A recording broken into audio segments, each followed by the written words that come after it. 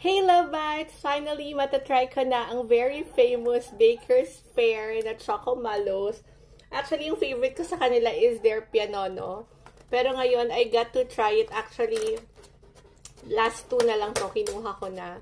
So, ayan, if you could see, nabawasan na nga ng isa kasi nakakain ako kanina.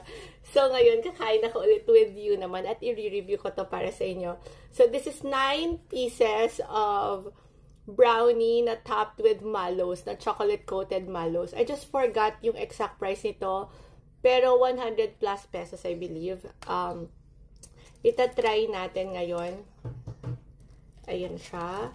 So, may 9 parang square siya na parang bite size of this brownie na topped with chocolate-coated mallows. So, ayan siya, as you could see. So, parang siyang chocolate cake for me. Hindi naman siya brownie. And then, yan, chocolate-coated marshmallow. Yan.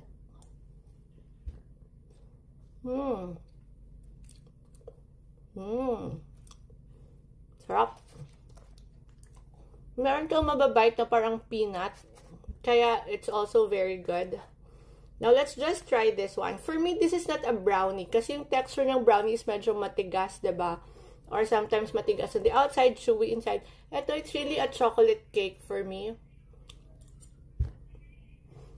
The cake itself is not very sweet. And the taste of the cake is very nostalgic. Ito yung mga traditional chocolate cake na nakakain natin nung kabataan natin.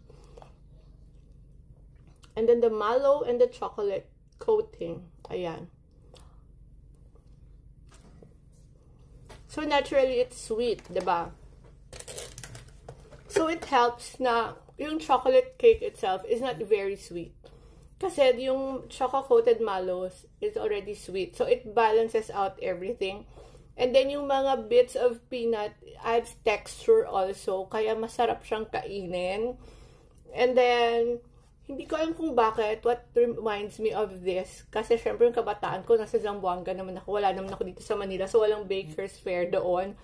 Pero, it's very nostalgic. Yung first bite ko pa lang kanina, actually, it reminds me of my childhood and I don't know why. Probably because of the taste of the chocolate cake.